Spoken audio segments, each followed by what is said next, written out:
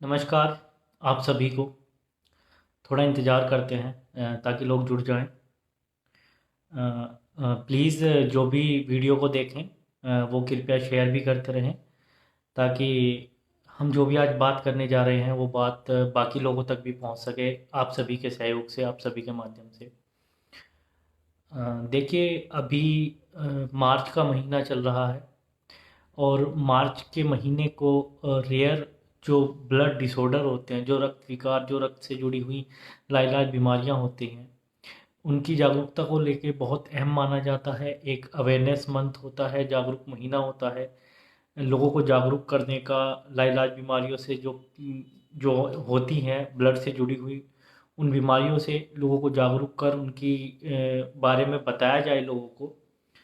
अ, तो इसी मुद्दे पे आज हम बात करेंगे। बातें थोड़ी ज़्यादा होंगी, लंबी होगी। कृपया वीडियो को शेयर करते रहें और वीडियो को देखते भी रहें। समझें कि हम आज क्यों इन मुद्दों पे बात करना ज़रूरी है, हमें क्यों इन मुद्दों पे बात करनी चाहिए। तो सबसे पहले मैं शुरुआत करता हूँ इस वीडियो के माध्यम से एक ऐसी रक्त विकार जो है, एक ऐसी रक्त से जुड़ी हुई बीमारी जिसके बारे में बहुत कम लोग जानते हैं, जिसका नाम आप मेरे मुंह से काफ़ी बार सुन चुके हैं और जिससे मैं भी खुद पीड़ित हूँ। तो आज हम बात करते हैं हीमोफीलिया की। वैसे तो इस मुद्दे पे बहुत बार बातें हो चुकी हैं और बहुत सारे लोग अभी नए जुड़े थे, उन लोगों से मेरी बात हुई तो उन्होंने बोला कि एक बार फिर से आपको इन सब के बारे में एक बार फिर अगर आप थोड़ा फेसबुक पे लाइव आकर बता दें तो ज़्यादा बेहतर रहेगा। तो आप उनका एक अनुरोध था जो मैंने स्वीकार किया और इसी के लिए मैं थोड़ा आज आप सभी के साथ फेसबुक लाइव के माध्यम से जुड़ चुका हूँ। हीमोफीलिया, आप में से बहुत कम लोगों ने सुना होगा कि हीमोफीलिया जैसी कोई बीमारी होती है। असल में हमारे समाज में एक सबसे बड़ी समस्या ये है कि हम उस चीज़ के लिए जागरूक नहीं होना चाहते जो चीज़ हमें जिस चीज़ को हम नहीं झेलते, पहले ही हम उस चीज़ के लिए जागरूक होना पसंद नहीं करते। मेरा कहने का मतलब है कि अगर हम किसी चीज़ को लेके जागरूक हैं पहले से ही, तो क्या हम उस समस्या को बढ़ने से नहीं रोक सकते? मेरा इसी से जुड़ा हुआ ये मुद्दा है कि जब भी हम कोई ऐसी चीज़ करते हैं, जब हम किसी बीमारी के बारे में बात करते हैं, चाहे वो कैंसर हो, चाहे वो HIV हो, चाहे वो किसी भी कोई भी बीमारी हो, तो हम उसके बारे में बहुत ही गंभीरता से हम उस पे तब चर्चा करते हैं, उस विषय पे, उस बीमारी पे तब चर्चा करते हैं जब वो हमारे किसी रिश्तेदार या फिर हमारे किसी अपने के साथ वो घटना घटित हो चुकी हो, वो बीमारी से पीड़ित रह चुका हो। तो उस परिस्थिति में हम उन बीमारियों के बारे में आपस में बात करते हैं, उससे जागरूक होते हैं। लेकिन आखिर मतलब मेरा यहाँ पे एक छोटा सा पॉइंट है, अगर आपका कोई सवाल हो तो आप पूछ सकते हैं। मेरा एक यहाँ पे छोटा सा पॉइंट ये है कि आखिर हम वो स्थिति आने ही क्यों देते हैं? हम क्यों किसी बीमारी के लिए अगर हम पहले से कोई जागरूक हो जाए तो उसमें दिक्कत क्या है? उसमें हमारा क्या नुकसान है? अगर हम किसी बीमारी को लेके थोड़े से जागरूक हो जाए और अगर इन फ्यूचर हमें कुछ ऐसी परिस्थितियों में हमें कोई भी ऐसा कोई मिलता है, अपने आसपास कोई मिलता है, तो हम उसको समय पे उसको इलाज दिलवाकर जो उसके साथ अनहोनी हो सकती है या फिर कुछ भी ऐसा जिससे उसकी ज़िंदगी में कुछ भी थोड़ी बहुत परेशानी आ सकती है, तो उस परेशानी को हम दिक्कत मतलब बढ़ने से पहले ही हम उसे कम कर सकते हैं। लेकिन ये मैं यहाँ किसी एक की नहीं बात कर रहा हूँ, सभी का यही हाल है और यही बदलाव हमें लाने की ज़रूरत है, जो बदलाव हमें लाना पड़ेगा। हीमोफीलिया के बारे में बात करूँ तो ये एक ऐसी बीमारी है, अगर आप इससे समय पे जागरूक होते हो तो आपके लिए हीमोफीलिया कोई बड़ी चीज़ नहीं है। आप नॉर्मली लाइफ जी सकते हो, आप सारी जो नॉर्मल इंसान एक एक्टिविटी करता है वो कर सकते हो। लेकिन इसी में दूसरा पहलू ये भी है कि अगर आप इस बीमारी से जागरूक नहीं हो, इस बीमारी का आपको नहीं पता है और आपके आसपास या फिर आपको किसी में से ये बीमारी है, तो वो बिना वजह और इधर उधर की चीज़ें करके, इधर उधर की दवाइयाँ लेके जो अपने जो जोड़े हैं, जो मोस्टली हीमोफीलिया में जॉइंट्स, मैं पहले भी वीडियो में बता चुका हूँ कि इफ़ेक्ट होते हैं, तो उन जोड़ों को उस समय रह बिना मतलब समय से पहले ख़राब कर लेते हैं। अब समस्या ये है, यदि जागरूकता हो, अभी नया नया केस है, अभी मुरादनगर का एक केस आया है मेरे पास, जिसमें उनको ये सारे सिम्टम दिखे, और जो पेशेंट है उसकी एज है लगभग 14 साल। 14 साल की उम्र में उनको जो जोड़े हैं उनके बहुत सूज रहे हैं, उनको रक्त भी निकला था तो वो बहना नहीं बंद हुआ, अभी पुष्टि नहीं हो पाई है, लेकिन जो लक्षण है वो सारे के सारे हीमोफीलिया वाले हैं, और जल्दी हम उनका टेस्ट करा के ये कंफर्म करेंगे कि आखिर उनको हीमोफीलिया है या नहीं है। तो यही मैं कहना चाहता हूँ, अगर अब जैसे उन्होंने मेरी कोई वीडियो देखी यूट्यूब चैनल पे, उसके थ्रू उन्हें मेरा नंबर मिला, नंबर के थ्रू उन्होंने मुझसे संपर्क किया कि भैया आपने ऐसा कुछ बताया हुआ है, तो और इस तरह के हमारे ही घर में एक हैं जिसको ये प्रॉब्लम हो रही है, और सेम यही इसी तरह की दिक्कतें आ रही है। तो जागरूकता यहाँ पे कितनी महत्वपूर्ण है, ये एक बहुत ही छोटी सी बात इस चीज़ पे जोर डालती है कि अगर जागरूकता होती तो शायद वो अब से पहले चीज़ों को समझ के, और कहीं ना कहीं किसी अच्छे डॉक्टर को या फिर दिल्ली में दिखा करके अपनी जांच वगैरह करके ये पुष्टि कर लेते कि हाँ उसको हीमोफीलिया है या नहीं है। इसलिए जागरूकता होना बेहद ज़रूरी है, और जागरूकता किसी एक इंसान के सहयोग से नहीं होगी, हम सभी को जागरूक होना पड़ेगा, जो भी जिम्मेदार इस देश के नागरिक हैं उन सभी को जागरूक होना पड़ेगा, और एक सहयोग देना होगा। सहयोग आप सबका, सहयोग उन सबका जो इस बारे में बात करते हैं या बात करनी चाहिए, जो लोगों को बताना चाहिए कि हाँ देखिए ऐसी भी क्या चीज़, ये इस तरह की भी कोई बीमारी होती है, इस तरह से भी चीज़ें परेशानी में डाल सकते हैं। दूसरे मुद्दे पे मैं अगर आऊँ, तो मैं थैलेसीमिया की बात करता हूँ। एक, हाँ जी, तो थैलेसीमिया में होता क्या है कि नॉर्मली जो ब्लड है वो बनता नहीं है, हीमोग्लोबिन डाउन जाता रहता है, ब्लड चढ़ाना पड़ता है बार बार, और नॉर्मल जो 20 से 25 दिन में खून की ज़रूरत पड़ती है जो थैलेसीमिक होते हैं। बाकी बहुत जल्द हम स्पेशलिस्ट थैलेसीमिक डॉक्टर के साथ और कुछ थैलेसीमिक जो बच्चे हैं या जो बड़े हैं उनके एक्सपीरियंस जो है आप सबके सामने शेयर करने वाले हैं। तो उसमें क्या होता है कि रक्त की आवश्यकता पड़ती है, और लॉकडाउन में आप सभी को पता है कि सब लोग घरों में थे, ब्लड बैंक खाली हो चुके थे, रक्त की बहुत ज़्यादा प्रॉब्लम आई, और बहुत मतलब क्योंकि अगर समय पे थैलेसीमिया में ब्लड ना मिले तो हीमोग्लोबिन डाउन होते होते होते होते होते जीरो पे आ जाता है, और उसकी जान भी जा सकती है अगर उस बच्चे या जो भी बड़ा है थैलेसीमिया से ग्रस्त है उनको समय पे रक्त ना मिले। इसमें एक सबसे बड़ी समस्या ये आती है कि लोग रक्तदान करने से हमारे देश में बड़ा पीछे हटते हैं। मुझे समझ नहीं आता क्यों। हम, मैंने बहुत बार देखा है, हम किसी को बोलते हैं कि भाई आप रक्तदान कीजिए, आपके लिए अच्छा है, आपके शरीर में नया खून बनेगा और आप एक अलग ही चीज़ एनर्जी फील करोगे। अच्छा है, रक्तदान देने से ना कोई कमजोरी फील होती है, ना किसी तरह कोई समस्या उत्पन्न होती है, तो फिर आप रक्तदान करने से क्यों डरते हैं? ये चीज़ बहुत ही मतलब समझ नहीं आता मुझे, ऐसा क्यों करते हैं। लेकिन वही लोग जब उनके परिवार या उनके रिश्तेदार में से किसी को दिक्कत होती है तो वो संस्थाओं के पास बहुत जल्दी करके फ़ोन करते हैं कि भैया ब्लड का अरेंजमेंट करा दीजिए। असल में उनको तब उस चीज़ की अहमियत का पता लगता है जब उनका कोई अपना किसी समस्या से जूझ रहा हो। मेरा यहाँ पे एक यही पॉइंट है कि बात सारी वही है कि हमारी जो समस्याएं हैं उस पे जोर दिया जाए। हम जब समस्या में होते हैं तब हमें दूसरे की समस्या समझ आती है, तो क्यों ना हम दूसरे की समस्या पहले ही समझें, पहले इस चीज़ को समझने की कोशिश करें कि अगर कोई समस्या में है तो हम उसका सहयोग करें। कल को हमारे साथ या किसी के भी साथ ये दिक्कत आ सकती है, और अगर हम एक दूसरे का सहयोग करेंगे, एक दूसरे का सपोर्ट करेंगे, तो मैं यकीन के साथ कह सकता हूँ कि भविष्य में बहुत सी परेशानियों को हम आपस में सहयोग करके भी इसका समाधान करा सकते हैं, इसका समाधान हो जाएगा। मैं इस चीज़ के लिए श्योर हूँ, क्योंकि बहुत सारी चीज़ें होती हैं, देखिए हम नहीं कर पाते, हम हर समय किसी का सहयोग नहीं कर सकते, लेकिन आपस में यदि एक सपोर्ट सिस्टम बनता है तो कहीं ना कोई बंदा, अगर मैं आज फ्री नहीं हूँ कल को कोई और कर दे, परसों को कोई और कर दे, तो ये सारी चीज़ें नॉर्मली चलती रहती है। सो मेरा बस यही मुद्दा है थोड़ा सा, इस हमारी जो भी हम छोटी बहुत जो भी एक्टिविटी करते हैं, जो भी चीज़ें हमारे ड्रीम टू ट्रस्ट की तरफ से शेयर करते हैं, प्लीज़ आपसे हाथ जोड़ के विनती है, उन चीज़ों को शेयर करें। आपके एक शेयर से किसी की ज़िंदगी बदल सकती है।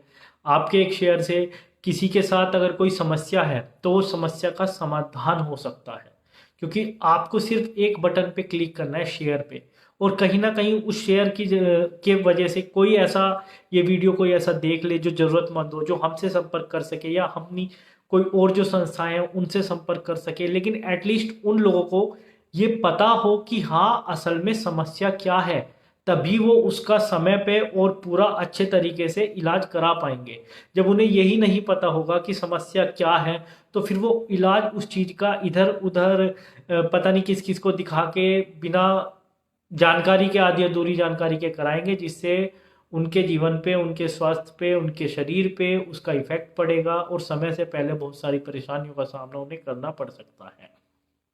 तो मेरा आप सभी से अनुरोध है, देखिए कोई भी चीज़ हो इंसान अकेला नहीं कर सकता। हर चीज़ में एक सहयोग की ज़रूरत होती है, एक छोटे सपोर्ट की ज़रूरत होती है, और मैं उम्मीद करता हूँ कि आप सभी हमारा ये सहयोग करेंगे, क्योंकि हमें ये चीज़ें तब समझ आती है जब हमारे साथ कोई दिक्कत होती है, जब हमारे साथ कोई परेशानी होती है।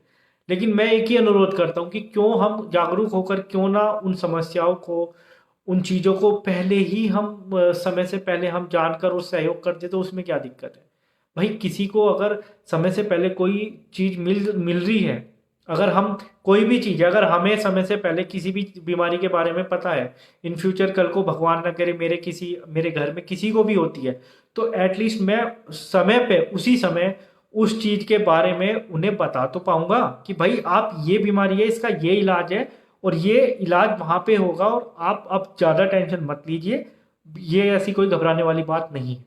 लेकिन इसी का एक पहलू ये भी है कि जब हमें पता नहीं होता हम घबरा जाते हैं, हम इधर उधर बातें करते हैं, कोई कुछ कहेगा कोई कुछ कहेगा, असल जो सच्चाई, असल जो पता होना चाहिए उस बात को वो कहीं ना कहीं दबी रह जाती है।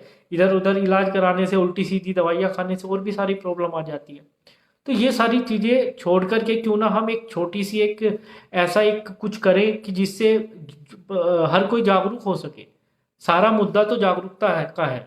और यहाँ मैं बात सिर्फ हीमोफीलिया थैलेसीमिया की नहीं कर रहा हूँ, यहाँ मैं और जितनी भी लाइलाज बीमारियाँ हैं, चाहे वो कैंसर से कुछ लोग पीड़ित हैं, चाहे वो सोराइसिस से हैं, या फिर HIV है, या फिर हम अभी जैसे हमारा अभी एक कैंपेन चल रहा है कि आजकल लोग पीरियड्स पे बात करना बहुत अच्छा, हम लोग इतना आगे फॉरवर्ड हम बोलते हैं अपने आप को कि इंडिया बहुत आगे बढ़ चुका है, ये हो गया वो हो गया। वहीं एक मुद्दा एक ये भी है कि आज भी हम लोग पीरियड्स महामारी पे बात नहीं करते। क्यों? क्या वो उसको लड़कियों के बारे में हमारी जो धारणाएं हैं, हमारी जो पीरियड्स के बारे में हमारी जो समाज की जो धारणाएं हैं, मेरी नज़र में वो आज भी बहुत गलत है। आज भी गांव देहात में ना जाने लड़कियां किस तरीके से उस समय जो उनका वो महामारी जो पीरियड्स का टाइम होता है, उस समय वो कितनी सारी समस्याओं को झेलती हैं आज भी। और मैं इस बात से मेरी बात भी हो रही थी, एक हमारी बहन जी हैं उनसे भी मेरी बात हो रही थी, तो वहाँ से मुझे पता लगा कि आज भी गांव देहात में बहुत से ऐसे गांव हैं, बहुत से ऐसे क्षेत्र हैं जहाँ पे वही जो पहले पुरानी टाइम पे चीज़ें यूज़ होती थी वही चीज़ें यूज़ हो रही है। कोई पैड का यूज़ नहीं करता। वो गंदगी, उससे उस लड़की को, उस औरत को कितनी समस्याओं का सामना करना पड़ सकता है। ये शायद वो जो अब बहुत से लोग हैं शर्माते हैं इस बारे में बात करने से, लेकिन कहीं ना कहीं अगर हम शर्मा कर छोड़ कर इन मुद्दों पे बात करें और उन चीज़ों के जहाँ से एक बीमारी, नई बीमारी होने का खतरा उत्पन्न हो रहा है, तो उस खतरे को हम खत्म क्यों नहीं कर सकते। जागरूकता की बात है ना। तो जागरूकता होना बेहद जरूरी है, और जागरूकता ऐसे नहीं होगी कि हम किसी इन ऐसे मुद्दों पे बात करने से शर्माएं, बात कर ना करें और इग्नोर करें इन चीज़ों को। ज़रूरत है अब, अगर हम सबको इस तरीके से चीज़ों को सही करना है तो इन इन मुद्दों पे बात करने की ज़रूरत है। ये ऐसे मुद्दे नहीं है कि जिन पे हमें शर्माना चाहिए, जिन पे बात नहीं करनी चाहिए। समाज में बहुत सारी चीज़ें हैं जो हमारे सामाजिक जो संस्कृति है वो एक अलग चीज़ है, लेकिन कहीं ना कहीं उस चक्कर में जो प्रॉब्लम, जो दिक्कतें लड़कियां झेलती हैं उनका क्या, आज तक मैंने कभी मतलब बहुत कम लोगों से सुना है कि इस बारे में कोई ज़्यादा बात करता हो, या इस मुद्दे को किसी ने ज़्यादा उठाया हो। आखिर क्यों? क्या किसी को पता है? बहुत सारी थैंक यू अनुज जी, अनुज चौधरी जी। तो मैं वही मतलब मेरा पर्पस यही है कि जब हम बात करते हैं, इतनी बड़ी बड़ी बातें करते हैं, हमारा देश आगे बढ़ रहा है, लड़की लड़कों से कम नहीं है, ये सब मैं ना जाने कितनी बार सुन चुका हूँ, लड़की लड़कों से कम नहीं है, फिर लड़कियों के बारे में हम बात करने से क्यों कतराते हैं? क्यों हम उनके पीरियड्स के टाइम को, जो वो इतना बुरा टाइम होता है उनके साथ, मेरे साथ बहुत लोग डिस्कस कर चुके हैं, मैं कर चुका हूँ, और मैं कोशिश कर रहा हूँ कि जल्दी ये सारी चीज़ें हमारे किसी ना किसी थ्रू आप सबके सामने भी रखूँ कि कितनी समस्याएं, कितनी प्रॉब्लम्स एक्चुअल में वो लोग झेलती हैं। हम तो आराम से चुप आराम से बैठ जाते हैं। एक लड़की, एक मेरी फ्रेंड थी, तो हम अभी एक नॉर्मल डिस्कशन चल रहा था, लगभग महीना भर पहले की बात है। तो हीमोफीलिया को लेकर उस टाइम पे मुझे दर्द था, तो वो बोल रही थी कि मतलब एक बहुत अच्छी बात कही उसने कि यार ये कोई बीमारी नहीं है, जिसे देखो दर्द तो हमें भी होता है, हमें पीरियड्स के टाइम पे कितनी प्रॉब्लम होती है, तो उस चीज़ को आप इतना ये ना लो। तो फ्रैंकली अगर हम एक नॉर्मल, इस चीज़ को एक नॉर्मल तरीके से रख के बात करें तो वो ज़्यादा बेहतर होगा।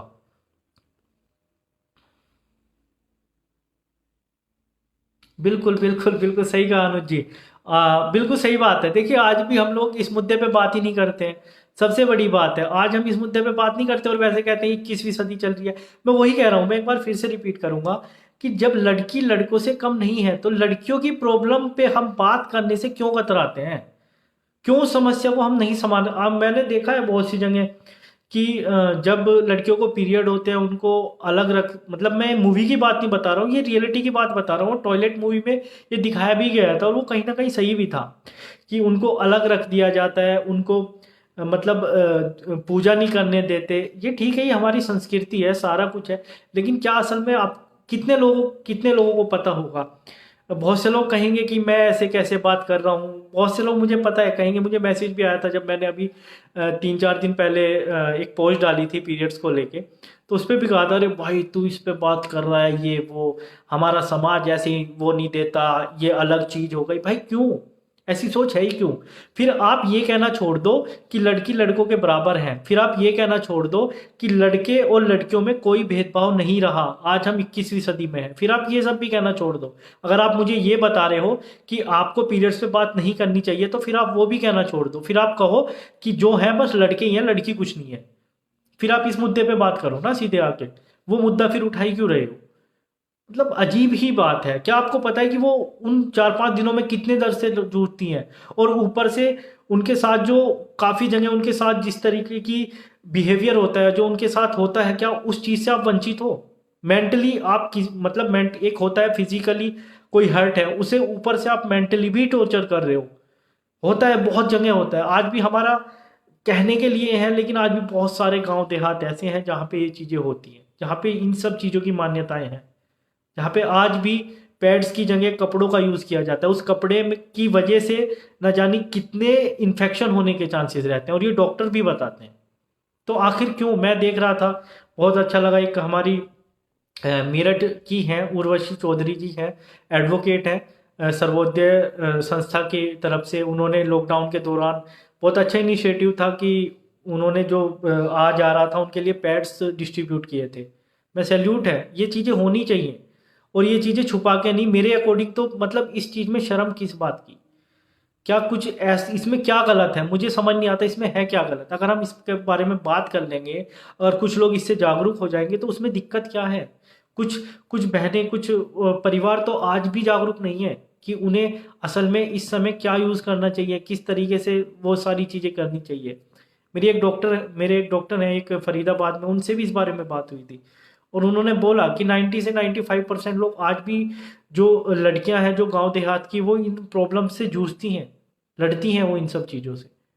तो मेरा आप सभी से अनुरोध है, बहुत सारे मुद्दे हैं बात करने के लिए, धीरे धीरे हम उनको कवर करेंगे, और हम उन पे बात करेंगे। बात करना बेहद ज़रूरी है, किसी भी मुद्दे को हम इग्नोर नहीं कर सकते, हम उन पे बात करेंगे। आप सभी से मेरा हाथ जोड़कर अनुरोध है, कृपया वीडियोस को शेयर करें, उन मुद्दों को शेयर करें, और अगर हमारे साथ कोई आके बात करना चाहता है या किसी तरह के मुद्दे पे कोई चीज़ वो बोलना चाहता है तो most welcome. I dream to trust उसका बिल्कुल स्वागत करता है, यदि कोई भी हमारे साथ जुड़ करके किसी भी इनिशिएटिव या किसी भी कैंपेन का हिस्सा बनना चाहता है तो हम उसका स्वागत करते हैं, और हमेशा हम यही चाहते हैं कि किसी भी प्रॉब्लम में पड़े हुए इंसान की हम मदद कर सकें। और हमारा हमेशा से यही रहा है कि हम ज़्यादा से ज़्यादा लोगों तक मदद पहुंचा पाएँ। हमने सिर्फ हमेशा एक ही कोशिश की है और ये मदद बिना आपके सहयोग के संभव नहीं है। इसलिए मैं हमेशा की तरह एक बार फिर से आपसे अनुरोध कर रहा हूँ, प्लीज़ हमारा सहयोग करें, प्लीज़ हमारा सपोर्ट करें और जिससे हम ज़्यादा से ज़्यादा लोगों तक ये चीज़ें पहुँचा पाएँ। हर उस इंसान का सपोर्ट करें, मैं तो कहता हूँ कि जो समाज हित में कुछ काम कर रहे हैं, चाहे वो कोई भी संस्था हो। हमारा एक कर्तव्य बनता है समाज हित में कुछ काम है वो करने का। ये हमने अगर इस धरती पे इस समाज में हम हैं, जीवन हमारा यापन हो रहा है तो लेकिन कहीं ना कहीं हमारी जिम्मेदारी तो है, कुछ कुछ थोड़ा बहुत, ज़्यादा ना सही, कुछ थोड़ा बहुत समय निकाल कर हम थोड़ा सा किसी के लिए कुछ कर जाएं तो कोई बड़ी बात नहीं है। बाकी यही उम्मीद करता हूँ कि आप सभी स्वस्थ रहेंगे, खुश रहेंगे, आसपास साफ सफाई रखेंगे और लोगों को जागरूक भी करेंगे। यदि आपका हमारे साथ किसी भी तरह से जुड़ने का कोई मन हो, कोई कैंपेन चलाने का मन हो तो आई ड्रीम टू ट्रस्ट आपका हार्दिक स्वागत करता है। हम हमेशा सदैव सेवा में तत्पर हैं हर उस ज़रूरतमंद के लिए जो जिसको हमारी ज़रूरत है। लाइलाज बीमारी से पीड़ित लोगों को जागरूक करने के लिए यदि आसपास आप अपने कोई भी कैंप या कोई भी जागरूकता का अभियान कोई इस तरह का कोई करना चाहता है तो आप हमसे हमारी दी हुई वेबसाइट पे फ़ोन पे जाके संपर्क कर सकते हैं, व्हाट्सएप कर सकते हैं। हम हमें खुशी होगी कि हम कहीं पे जाके कुछ करें। बाकी यही है, वीडियो को शेयर करें, लाइक करें और ज़्यादा से ज़्यादा लोगों तक इन बातों को पहुंचाएं। अगर आपको लगता है कि इन मुद्दों पे बात होनी चाहिए, इन मुद्दों पे बात होनी ज़रूरी है तो एक शेयर करने से कुछ नहीं होगा।